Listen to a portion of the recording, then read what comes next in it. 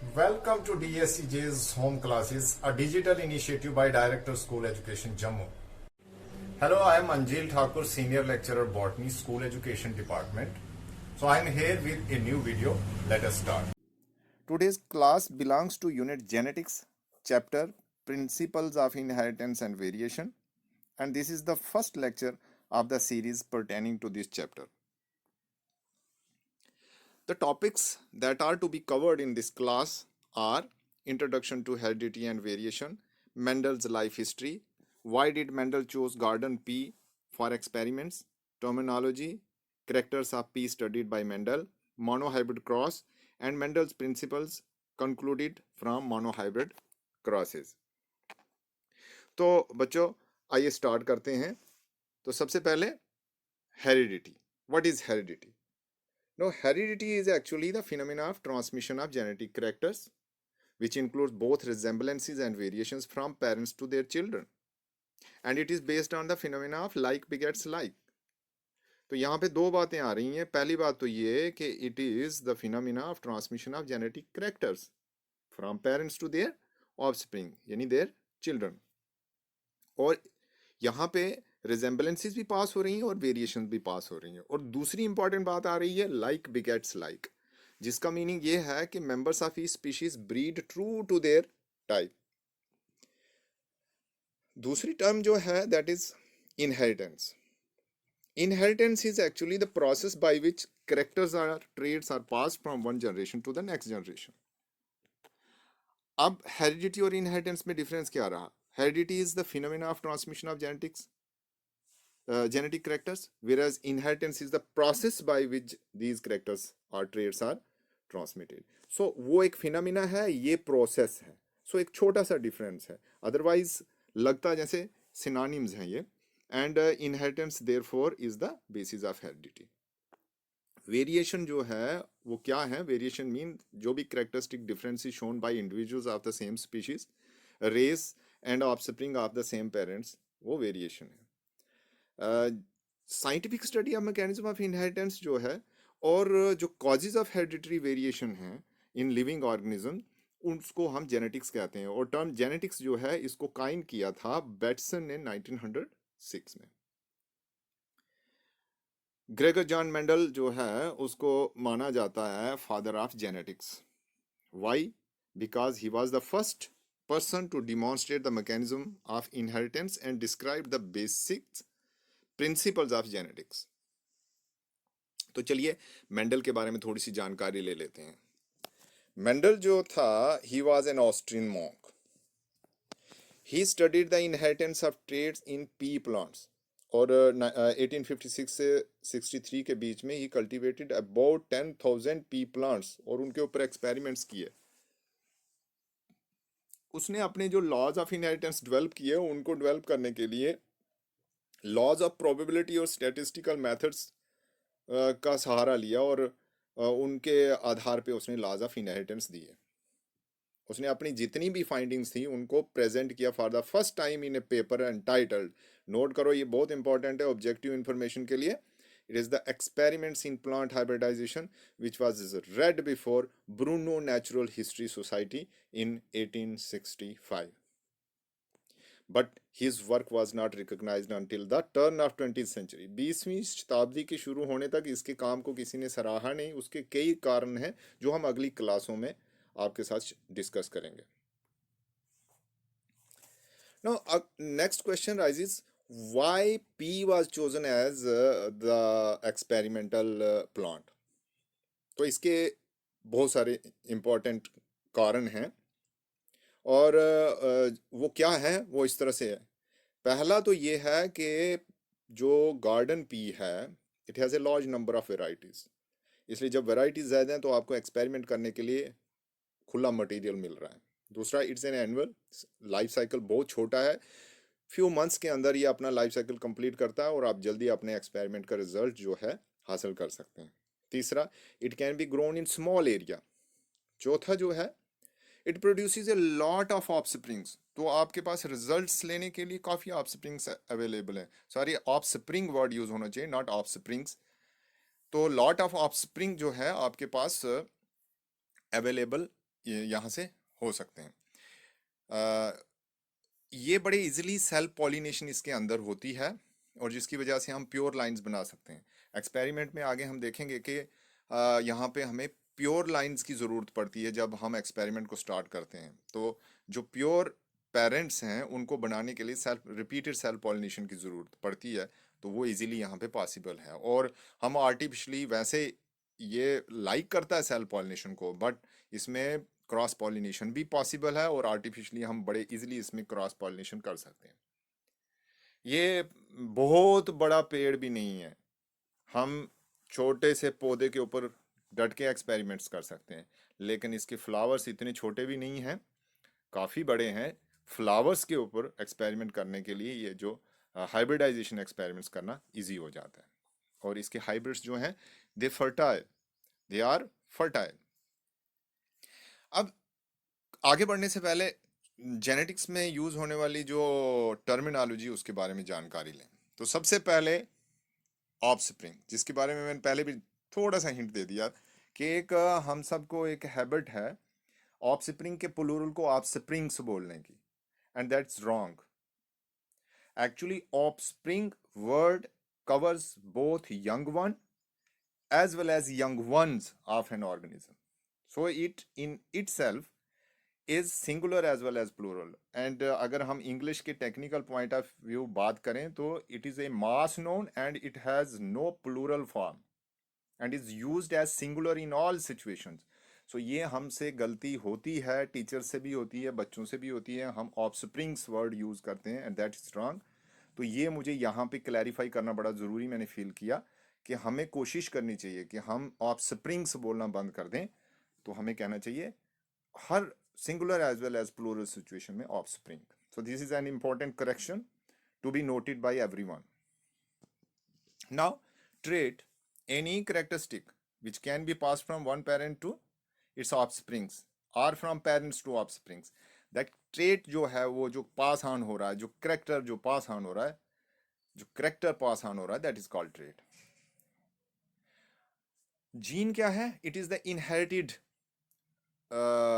factor जो determine करता है biological character of an organism. Mendel ने इसको फैक्टर का नाम दिया था, और डेनिश बोटेनिस्ट जॉनसन ने टर्म यूज की gene for the first time in 1909, और अब हम इसको जीन के नाम से ही पुकारते हैं। Then there is alleles and allelomorphs. Allele allelomorph दोनों जीन के लिए ही ये वर्ड्स यूज होते हैं। एक्चुअली ये है क्या, these are the different forms of a gene. A gene can be in different forms. Generally, it can be in two forms, either dominant or recessive. But we have certain examples available जहाँ दो से ज़्यादा forms भी हैं। जैसे हमारा blood group जो है, blood group A B O blood group जो सिस्टम है, that is controlled by 3 different alleles. So दो से ज़्यादा भी हो सकती हैं। So what are alleles? Alleles are actually different forms of a particular gene. एक ही जीन की different forms जो हैं उनको हम allele कहेंगे या allelomorph कहेंगे. And the gene can be either dominant or recessive. अब dominant किसको कहेंगे? जो अपने आप को express कर रही है in a presence of the other one. That is dominant. और जो dominant की presence में अपने आप को express नहीं कर पा रही है, that will be called as recessive. और dominant allele जो है by convention हम उसको लिखते हैं by capital letter of the English alphabet. For example, अगर हम height की बात करें तो height के दो रूप हैं, tall and dwarf.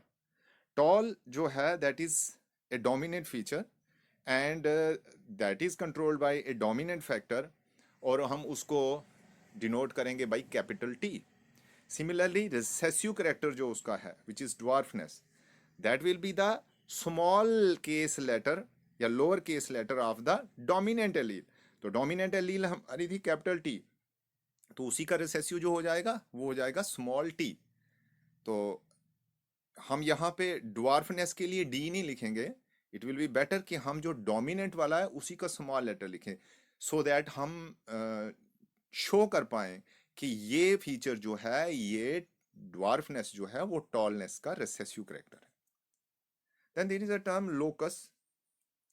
तो ये है क्या? This is the position of a gene on a chromosome. एक क्रोमोसोम पे या उसके होमोलोगस होमोलोग के ऊपर किस जगह पे एक पर्टिकुलर जीन लोकेटेड है, that will be called as locus. तो इसका प्लूरल जो है दैट इज कॉल्ड लोकाई। अगली टर्म आती है phenotype. Phenotype is actually the physical expression of a particular character. जो फिजिकली कैसा दिख रहा है, tall, dwarf, these are phenotypes. और जीनोटाइप जो होगा that will be the actual genetic makeup. अब जैसे मैंने आपको कहा कि डोमिनेंट एलील जो है अपने आपको एक्सप्रेस करती है, इवन अगर उसके साथ रेसेसिव भी वहां पे प्रेजेंट होगी, क्योंकि वो रेसेसिव को तो सुप्रेस करके रखेगी। तो इसका मतलब है टॉलनेस हमें कैपिटल टी कॉम्बिनेशन में भी दिख सकती है और capital T small T combination में भी दिख सकती है। बट ड्वार्फनेस हमें तभी दिखेगी जब दोनों स्मॉल टी होंगे। तो फिनोटाइप हमारे पास दो ही हैं यहां पे इस केस में, टॉल और ड्वार्फ। बट जीनोटाइप्स हमारे पास तीन डिफरेंट हैं। एक कैपिटल टी जिसको हम होमोजाइगस जीनोटाइप कहेंगे, होमोजाइगस डोमिनेंट। होमोजाइगस का मतलब ये हुआ कि दोनों जो है पेयर के दोनों फैक्टर्स जो हैं वो सिमिलर हैं, और अगर दोनों डोमिनेंट हैं तो वो होमोजाइगस डोमिनेंट होंगे। अगर दोनों रिसेसिव हैं वो होमोजाइगस रिसेसिव होंगे। और अगर एक डोमिनेंट और एक रिसेसिव है, जैसे कैपिटल टी स्मॉल टी, तो that will be called as heterozygous condition. उसको हम हिट्रोजाइगस डोमिनेंट या हिट्रोजाइगस रिसेसिव नहीं कहेंगे, उसको हम सिंपली हिट्रोजाइगस कहेंगे। हाँ, होमोजाइगस की दो फॉर्म्स हैं, इधर होमोजाइगस डोमिनेंट और होमोजाइगस रिसेसिव। और जो होमोजाइगस कंडीशन है उसको हम प्योर कंडीशन भी कहते हैं। सो होमोजाइगस डोमिनेंट को हम प्योर डोमिनेंट भी कह सकते हैं, एंड होमोजाइगस रिसेसिव को प्योर रिसेसिव भी कह सकते हैं। हेट्रोजाइगस के लिए हम हेट्रोजाइगस ही कहेंगे या फिर हाइब्रिड जीनोटाइप कहेंगे। एक और टर्म जो मेंडल्स जो क्रॉस को हम डिस्क्राइब करते हैं वहां पे ये यूज में आती है, दैट इज पन स्क्वायर या checker board. It is actually the graphical representation to calculate the probability of all possible genotypes of organism in a genetic cross. जब भी एक जेनेटिक क्रॉस कर रहे हैं तो वहां पे जो जितने भी पॉसिबल कॉम्बिनेशंस हो सकती हैं उन सब को कैलकुलेट करने के लिए जो फार्मूला है, ये ग्राफिक रिप्रेजेंटेशन है टेबल की फॉर्म में, तो उसको हम कहते हैं चेकर बोर्ड या point square. And it was developed by British geneticist R.C. Punnett. हम आगे क्रॉस में ये चेकर बोर्ड भी दिखा लेंगे आपको। नाउ हम ये देखते हैं कि कौन कौन से कैरेक्टर्स ऑफ पी जो हैं वो मेंडल ने स्टडी किए थे।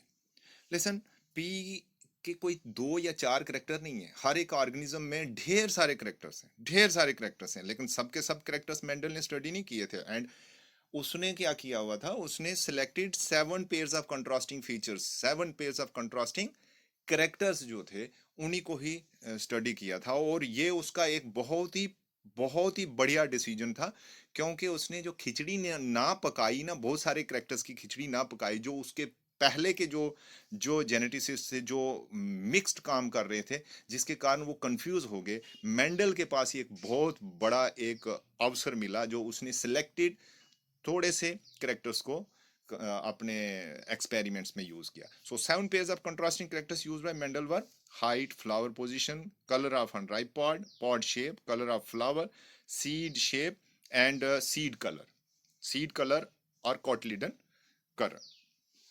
जो हाइट थी उसके दो रूप जो थे, that was tall and dwarf. Tall was dominant, dwarf was recessive. Similarly, flower position में axillary was the dominant feature and terminal was the recessive feature. Color of unripe pod के केस में green color जो dominant और yellow जो है वो recessive character. Pod shape के case में जो full या inflated pod है वो dominant trait है, और जो constricted सुकड़ी हुई pod है that is recessive trait. Color of flower के केस में व्हाइट को छोड़ के बाकी सब कलर जो होंगे वो डोमिनेंट है, और व्हाइट जो है वो रिसेसिव ट्रेट है। और सीड शेप के केस में जो राउंड सीड हैं, ये बात हम कर रहे हैं ड्राई सीड्स की, जो राउंड सीड्स हैं वो डोमिनेंट करेक्टर है, और रिंकल्ड सीड शेप जो है दैट इज रिसेसिव करेक्टर। और सीड कलर के केस में again it is dry seed, yellow colour is the dominant character and green colour is the recessive character. Mendel ने अपने experiments जो भी किए उनको उसने डिफरेंट कैटेगरीज में बांटा, डिफरेंट टाइप्स में उसने बांटा, डिपेंडिंग अपॉन कि उसने एक्सपेरिमेंट को करते समय कितने करेक्टर्स का ध्यान जो है रखा, यानी डाटा जो वो नोट कर रहा है अपने कॉपी पे बोलो, रजिस्टर पे बोलो, या अपने रिकॉर्ड में जो डाटा ले रहा है, जिस एक्सपेरिमेंट को करते समय कितने करेक्टर्स का डाटा वो ले रहा है। अगर वो सिर्फ एक one single pair of character, जो कंट्रास्टिंग करेक्टर है, वन सिंगल कंट्रास्टिंग करेक्टर, अगर उसी का वो डाटा ले रहा है तो उसको हम मोनोहाइब्रिड क्लास कहते हैं। जैसे फॉर एग्जांपल खाली वो हाइट को लेके चल रहा है, एक्सपेरिमेंट कर रहा है, अब वो नहीं देख रहा है कि उसका फ्लावर कलर कैसा है, उस प्लांट के सीड्स कैसे हैं, उन सबको वो इग्नोर कर रहा है। वो सिर्फ अपना डाटा जो नोट कर रहा है वो एक ही करेक्टर को कंसिडर करके चल रहा है कि उसकी हाइट कैसी है, वेदर इट इज टॉल और dwarf. Such a cross will be called as monohybrid cross. जब at a time two pairs of contrasting characters are taken under consideration, that is called dihybrid class. इसी तरह से 3 pairs में try होगा, 4 pairs में tetra होगा, ऐसे ऐसे ऐसे आगे हाइब्रिड क्लासेस चलते जाएंगे। तो 3 से आगे वाले जो है हम कलेक्टिवली डाल देते हैं पॉली हाइब्रिड क्लासेस की कैटेगरी में। तो आइए सबसे पहले हम मोनो हाइब्रिड क्रॉस करते हैं। मोनो हाइब्रिड क्रॉस करने से पहले मैं आपको एक चीज़ थोड़ी सी इंपॉर्टेंट बताना चाहूँगा कि मेंडल ने कौन सा प्रोसीजर फॉलो किया था अपने एक्सपेरिमेंट्स के लिए। उसने एक सेट एक रूट बनाया हुआ था, जिस रूट पे उसने अपने एक्सपेरिमेंट्स किए, और उस रूट के मुताबिक उसका सबसे पहला काम क्या था? उसका सबसे पहला काम था सिलेक्शन ऑफ पेरेंट्स। और पेरेंट्स वो जो सिलेक्ट करता था वो प्योर पेरेंट्स होते थे। जब मैं वर्ड प्योर बोल रहा हूँ, मैंने पीछे भी कहा pure term means homozygous. This means these were the plants जो क्या थे, प्योर ब्रीडिंग थे। यानी अगर एक टॉल प्लांट है, अगर उसकी हम सेल्फिंग करेंगे वो हमेशा टॉल ही प्रोड्यूस कर रहा है, और अगर ड्वार्फ है तो वो हमेशा आगे 2 4 5 7 जनरेशन तक उसने ड्वार्फ ही शो किया।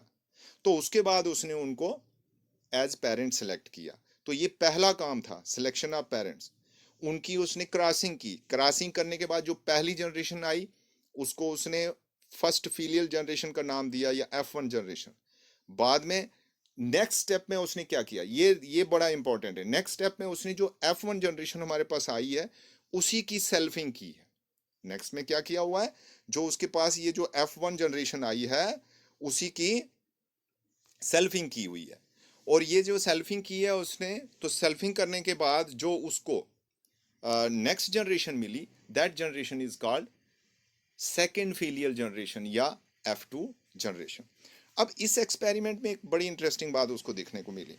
जब उसने एक प्योर टाल को प्योर ड्वार्फ के साथ क्रॉस किया तो F1 जनरेशन जो उसके पास आई, ऐसे लगता है कि it should be some intermediate, somewhat between tall और ड्वार्फ की होनी चाहिए थी, लेकिन ऐसा नहीं हुआ। टू एवरीबॉडी सरप्राइज आज भी, बट आज तो हमारे डाउट्स क्लियर हो गए हैं, लेकिन उस टाइम मेंडल के लिए एक हैरानी की बात थी कि ये F1 जनरेशन में सारे के सारे एग्जैक्टली टॉल पेरेंट की तरह थे। यानी उनका फिनोटाइप जो है पूरा जो टॉल पेरेंट था उसके साथ मैच करता था। और जब उसकी सेल्फिंग की ना, तो सेल्फिंग करने के बाद F2 जनरेशन में जाके उसको टॉल भी मिले और ड्वार्फ भी मिले। और ये एक बड़ी हैरानी की बात है कि यहाँ पे जो ड्वार्फ जो एक जनरेशन में टोटल गुम हो गया था वो आगे जाके मिला। इसका मतलब क्या हुआ? इसका मतलब हुआ कि जो कोई जीन या जो कोई एलिमेंट या जो कोई फैक्टर जो इस कैरेक्टर को कंट्रोल करता था, ड्वार्फनेस को, वो कहीं गायब नहीं हुआ था, वो F1 जनरेशन में भी एग्जिस्ट करता था। बट आगे F2 जनरेशन F1 जनरेशन में उसको एक्सप्रेस होने का चांस नहीं मिला, मौका नहीं मिला। इसका मतलब है वो करेक्टर जो है वो डोमिनेंट नहीं है, वो क्या है? रिसेसिव करेक्टर है। इस चीज को एक्सप्लेन करने के लिए मेंडल ने क्या किया, ये देखने वाली बात है।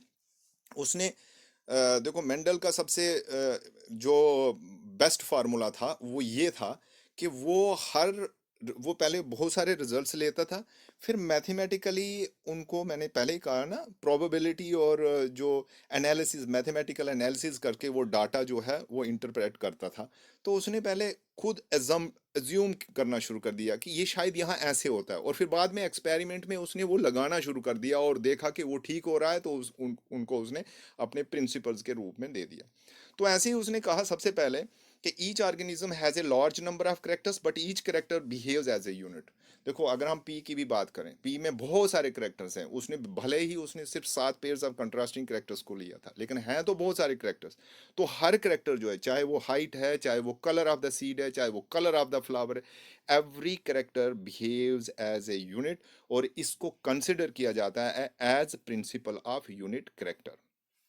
दूसरी बात जो बड़ी इंपॉर्टेंट, अगेन ध्यान रखो, characters are controlled by factors. उसने कहा कि इन करेक्टर्स को कोई फैक्टर कंट्रोल कर रहे हैं। ये बड़ा इंपॉर्टेंट पॉइंट है, यहां से ही तो जीन का जन्म हुआ। Characters are controlled by factors and there is a pair of factor for each character. उसने कहा हर इंडिविजुअल के अंदर कुछ फैक्टर्स हैं जो करेक्टर को कंट्रोल कर रहे हैं, और हर करेक्टर के लिए एक पेयर है। और वो जो पेयर है वो उसको कहां से मिला हुआ है? एक उसका पार्ट उसको अपने मेल पेरेंट से मिला हुआ है, और एक पार्ट उसको अपने फीमेल पेरेंट से मिला हुआ है। और दीज फैक्टर्स आर, जो भी हैं, ये जो है वही एक्सप्रेस अपने आप को कर रहा है जो डोमिनेंट है। तो यहां पे ये देखने वाली बात है, ये फिर से एक बार जरा नोट कर लो कि characters are controlled by factors and there is a pair of factors for each character, and an individual receives one factor for a trait from each parent and in turn passes at random one of the two factors to each offspring. इसको उसने कहा principle of paired factors. अब out of the pair of factors in a hybrid condition, अब देखो, जब दो parents आपस में क्रॉस हुए, अब देखो एक्सप्लेन करते हैं ना हम, यहां पे देख लो, ये एग्जांपल देख लो, मैं थोड़ा जूम करके दिखा लेता हूं आपको। अब एक टॉल प्लांट लिया उसने, एक ड्वार्फ प्लांट लिया। टॉल का अगर जो प्लांट का जो करेक्टर है प्योर है अगर, तो इसका मतलब इसमें जो पेयर है वो होमोजाइगस कंडीशन में, डिनोटेड बाय कैपिटल टी, तो दोनों आ जाएंगे, कैपिटल टी एंड ड्वार्फ भी स्मॉल टी स्मॉल टी। अब जब इन दोनों को क्रॉस किया, क्रॉस करने से पहले इनके गैमीट्स बने। अब टॉल प्लांट का भी एक ही टाइप का गैमीट बनेगा और ड्वार्फ प्लांट का भी एक ही टाइप का गैमीट बनेगा। जब दोनों आपस में जुड़े, तो जो F1 हाइब्रिड हमारे पास बना, जो फर्स्ट फिलियल जनरेशन में जो बना, it is a hybrid combination of capital T and small T. अब जीनोटाइप तो इसका कैपिटल टी स्मॉल टी आ गया, लेकिन इसका फिनोटाइप क्या है? मैंने पहले ही कहा कि इसका फिनोटाइप एग्जैक्टली टॉल प्लांट के साथ जो पेरेंट है उसके साथ मैच कर रहा है। तो इसका मतलब ये हुआ कि एक्सप्रेशन किसने शो की? कैपिटल टी ने। और कैपिटल टी है क्या? ये डोमिनेंट फैक्टर है। यानी इसका मतलब हुआ in a hybrid what happens, that one of the pair of factors expresses itself, that is the dominant factor, whereas the other one gets suppressed in presence of the dominant factor, and that is called a recessive factor। और इस चीज को Mendel ने कहा law of dominance.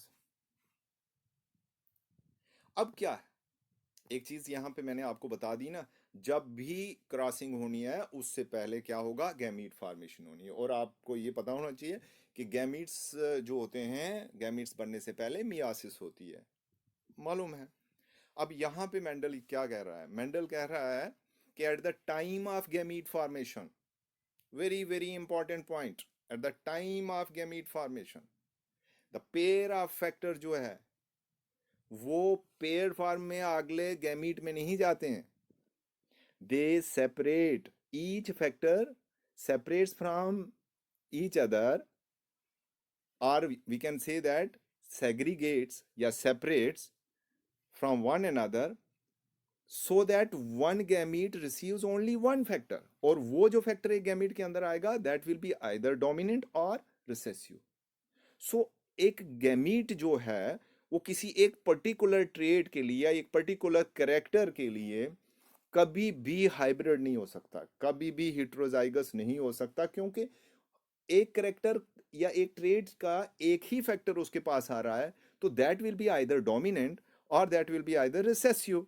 So in that manners this gamete is always pure. This is called law of segregation, क्योंकि यहां पे factor segregate हो रहे हैं, और इसी को law of purity of gametes भी कहा जाता है. अब law of purity of gametes क्यों कहा जाता है वो मैंने आपको बता दिया, क्योंकि गैमीट्स में एक ही फैक्टर होगा and that will be either dominant और that will be either recessive. तो वो अपने आप में तो हमेशा क्या होगा, वो प्योर ही होगा.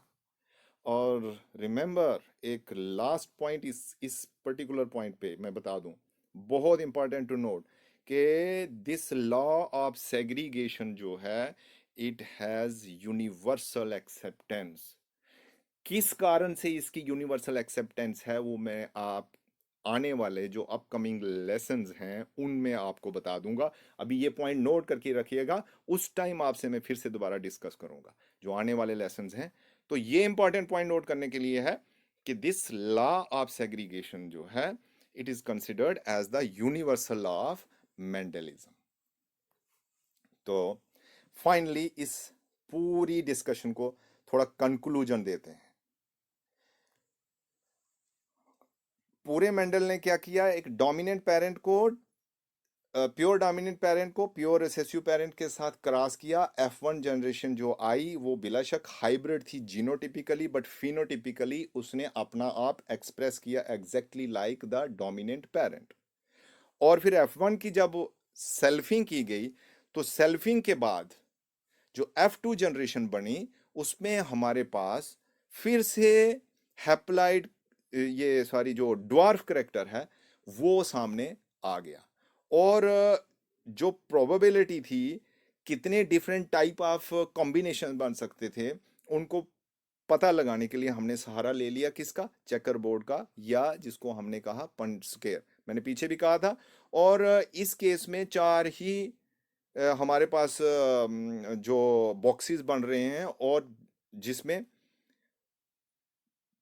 पहले बॉक्स में हमारे पास कैपिटल टी कॉम्बिनेशन आ रही है, दूसरे वाले में कैपिटल टी स्मॉल टी, तीसरे वाले में capital T small T, and last one में small T small T.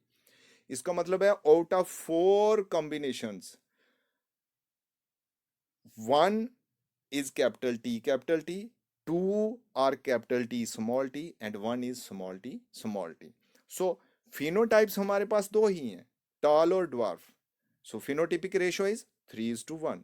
But genotypes हमारे पास total 3 बन गए with genotypic ratio 1:2:1.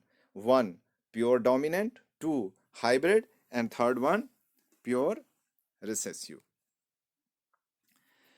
So students, hope you enjoyed this session. Repeat this video as many times as possible